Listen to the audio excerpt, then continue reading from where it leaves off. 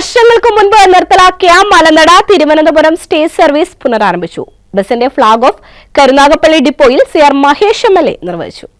മലനടയിൽ നിന്ന് രാവിലെ 5 മണിക്ക് ആരംഭിച്ച് ചക്കുവള്ളി, പതാരം, കുമരംചിറ, സോമവിലാസം ചന്ത, ഇടക്കുളങ്ങര, കരുനാഗപ്പള്ളി വഴി തിരുവനന്തപുരം വരെയും തിരികെ വൈകിട്ട് തിരുവനന്തപുരത്ത് നിന്ന് തിരിച്ച് രാത്രി 9-ന് കരുനാഗപ്പള്ളി KSRTC ബസ് സ്റ്റാൻഡിൽ എത്തി മലനടയിലേക്കും പോകുന്ന പുതിയ ബസിന്റെ സർവീസാണ് ആരംഭിച്ചത്.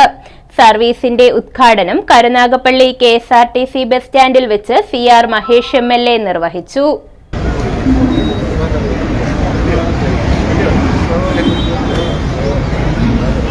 വർഷങ്ങളായുള്ള പൊതുജനങ്ങളുടെ ആവശ്യപ്രകാരം CR മഹേഷ് MLA ഗതാഗത വകുപ്പ് മന്ത്രി KB ഗണേഷ് കുമാറിന് നൽകിയ നിവേദനത്തിന്റെ അടിസ്ഥാനത്തിലാണ് ബസ് സർവീസ് ആരംഭിച്ചത്. ഈ പ്രദേശത്തേക്ക് രാത്രി ബസ്സുകൾ ഇല്ലാത്ത അവസ്ഥയിലാണ് പുതിയ സർവീസ് ആരംഭിച്ചത്. KSRTC ഉദ്യോഗസ്ഥർ ചടങ്ങിൽ പങ്കെടുത്തു. News bureau, Karunagappally.